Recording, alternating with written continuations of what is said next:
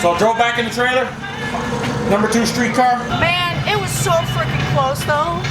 It's not too shabby being number 2 though. All right, we back from Tx2k. Gina.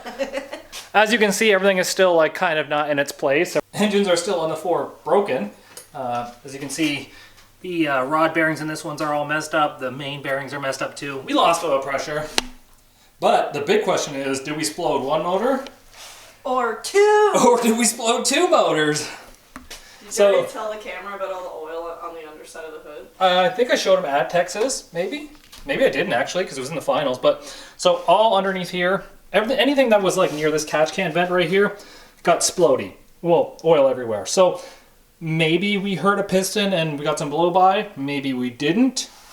Well, like what are the possibilities when you get that much oil in your catch can? One, it could just be overfill on oil and we're just smashing it with the crank, and that makes a lot of like crankcase pressure, and my vents are a little bit too small for this bigger motor. 2, we cracked a ringland and we're losing compression on one cylinder, and that's making a lot of blow by. Or 3, that's just how this motor runs. I like how 3 is like, that's just the way it is. Sometimes this is what it is. So do you think the second option means you would have to change out a piston? Is that what it means? If I did that, I would have to replace a piston. The eye rolls. So this motor has 4 passes on it.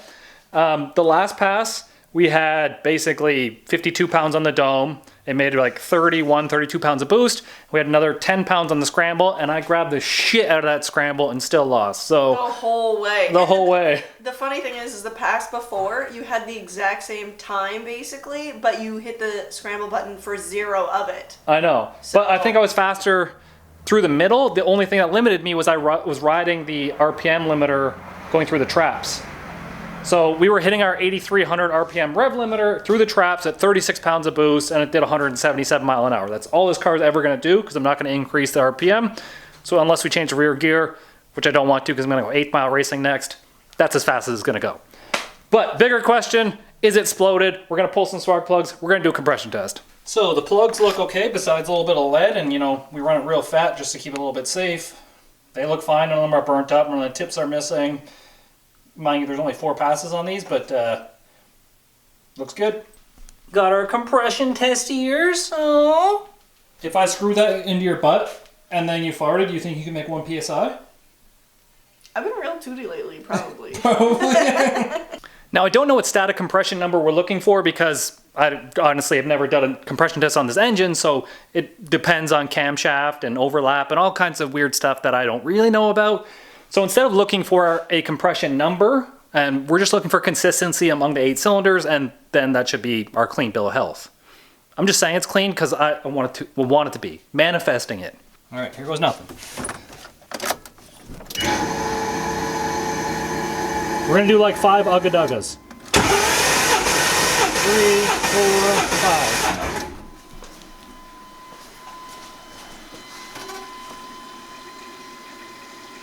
140.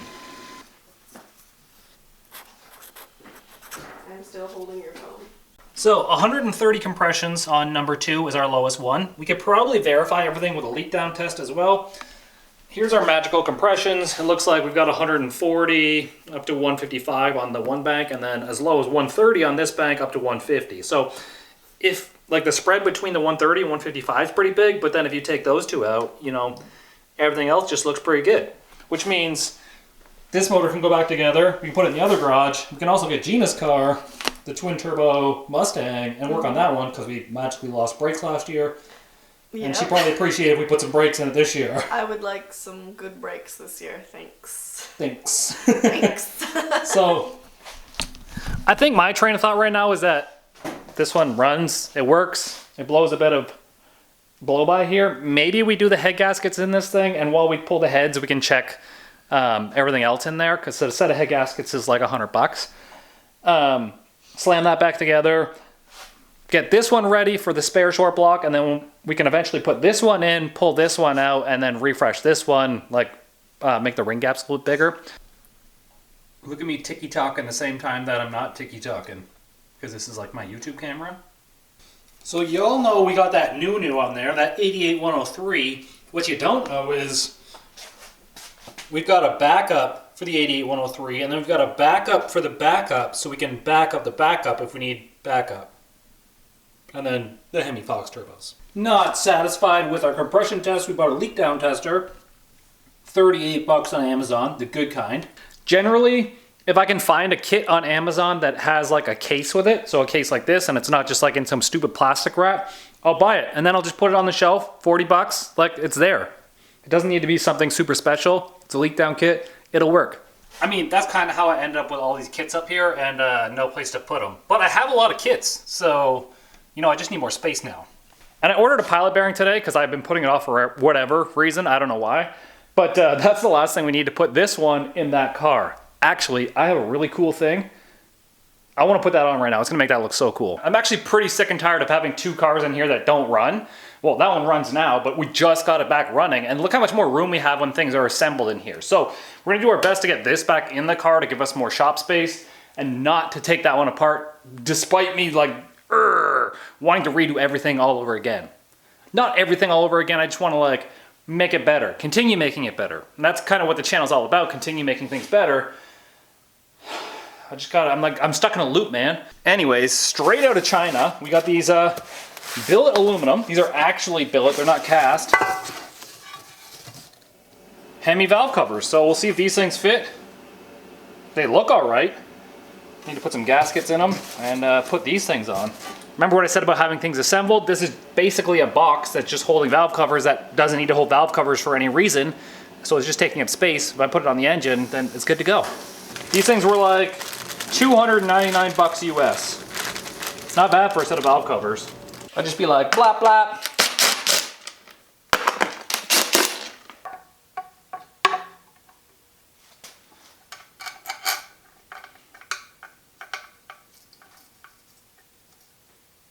Looks like this is the wrong hardware for this. Now I've got to find my own bolt. Oh, baby, that's way more bling. Now those aren't permanently on there because we're still gonna have to put vents in them, so like dash 12 bungs.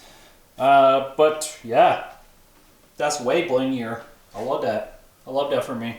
Can't believe I had to go buy my own bolts. I bought 30 M6 bolts, wasn't $5. There's a $5 minimum, so I bought, you know, 30 more 25mm bolts. So now I just got a bunch of M6 bolts.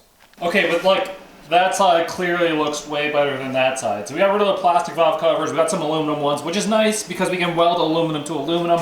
You can't really weld aluminum to plastic. I'm sure there's some knucklehead out there who could definitely do it. I would just use JB Weld or something, but that's not the solution, guys. The solution is to weld aluminum to aluminum, and then that way you leave like a pinhole gap and it only leaks like a little tiny bit. Oh yeah, I like that. I like everything except this front accessory cover. This thing is ugly. But the rest of it I like. Can someone also tell me if I can put 6.4 heads on a 5.7 block? Because I think those flow a lot better. Alrighty, got the plugs back in this thing. We're just gonna make sure it fires up because it hasn't actually started since Texas. So we're just gonna confirm that. The battery was like dead though, so that's why I didn't start getting out of the trailer.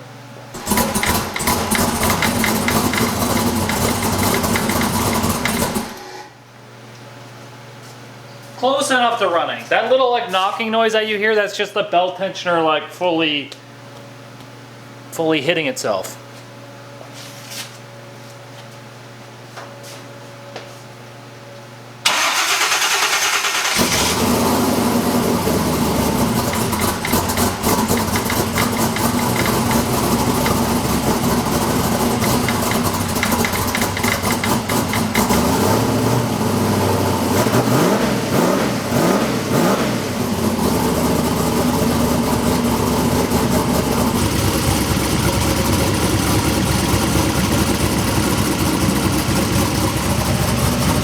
We still got good oil pressure and the crankcase breather isn't like pouring out smoke out of it, which means that it's probably all sealed up on the inside. So next step, 76mm, maybe put some E85 in it, just to help with the ring gaps. I haven't used E85 before, but it's a possibility. Before we get Gina's car over here, we really need to do a couple things in this to have it ready to go to Limited Street. One is the turbo, that can be swapped out easy. The other thing is like the bumper, we need to somehow cut that, make that nice, support it so it doesn't do this thing it does anymore. I gotta add a turbo back pressure sensor in this thing. I have the Black Sheep canister thing that I have to install. I want to put a turbo brace on it, and I don't know. Other than that, it's pretty good to go. I love it. Sealed the trunk too. Battery box, trunk. And that, my friends, right there is a camshaft chopping, panty dropping American V8. Certified, made in Mexico. Next pain in my ass, this bumper. I do not want to do it. I hate body work. I don't want to touch it. So I'm going to take it off. I'm going to bring it to someone else. They're going to reinforce it. Probably just cut this lip off straight somewhere. And then just run it for the rest of the season, because this bumper was 6 hours to wrap, plus the cost of the wrap, plus bring it down to Edmonton. It's probably going to cost me like $500 to wrap it again. So we're just going to try and make it work for the rest of the season. I'm going to pull it off. Pretty straightforward because I didn't brace it anywhere. That's what I get for rushing to Tx2k.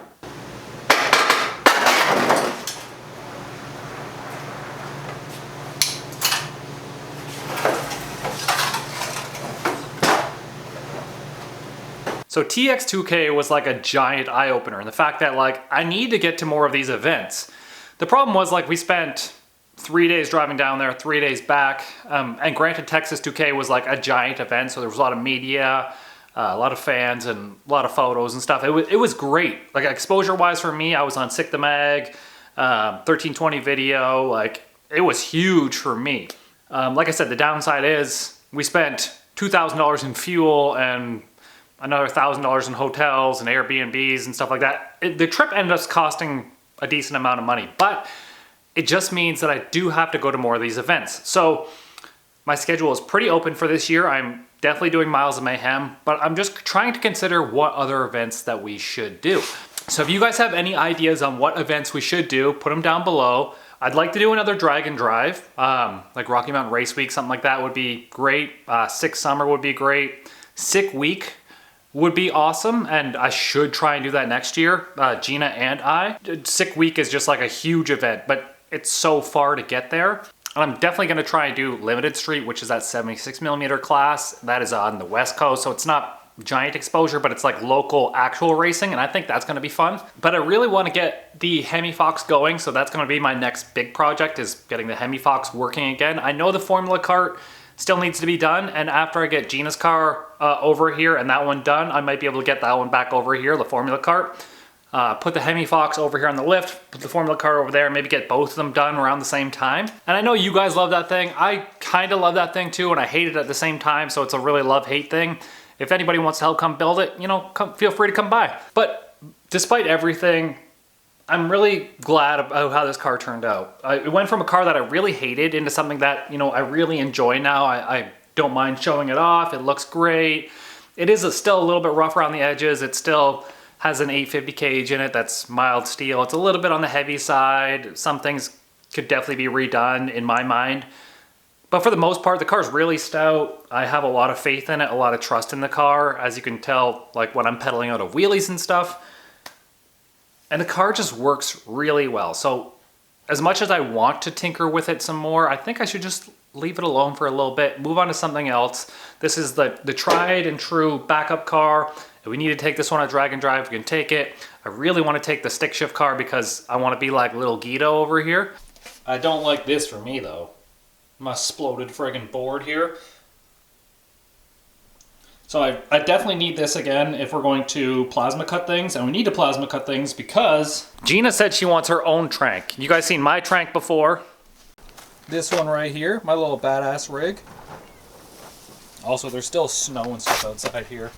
Gina wants her own. I think that would be a fun couples project that we can do on the side because you don't need that much space to build one of those. And then she can design it the way she wants, build a better seat on it, tracks, front wheel, like. But I need my plasma cutter because I can use the arc droid to build all the stupid little brackets that I had a tough time building last time. Just grinding metal in here makes a lot of grinding dust. I don't like that. It gets everything all dirty. Plasma cutter is a little bit cleaner for the most part, and that's what we need. It's cleaner, it's more precise, it's gonna make a better trank in the end. But for now, I'm gonna go pick up my pilot bearing for the Hemi. We're gonna start assembling this thing next time I see you guys. I just want to give you an update after Tx2k on how things are going. The motor still seems to be strong in this thing, which I'm thankful for because I didn't want to replace another motor. We're gonna get this one off to be rebuilt at some point. it really needs a forged crank in it. So 5.3 forged crank, CCW would be preferred, but like a K1 crank or whatever is probably just as good. As long as it's forged. And then we're gonna need a new set of rods, but I think Nick says he has a set of rods there. So if you can make this 5.3 a replacement for that one, or for Tokyo's car, or for Gina's car, then that'll help out a lot. Just peace of mind that we won't mind pushing the cars a little harder, knowing that there's a spare engine here. I'm sorry, I'm just rambling on. I missed you guys a lot. I miss making videos a lot, to be honest, because I have slacked on it a little bit. So I've been trying to increase my TikTok videos, my YouTube videos, and my Instagram videos. I'm really pushing to finally take the next step to grow my medias again, because I feel like they stalled out a little bit. I don't like that. So we're going hard. DD Speed Chop's going hard because he's always hard. Peace easy. Get that V.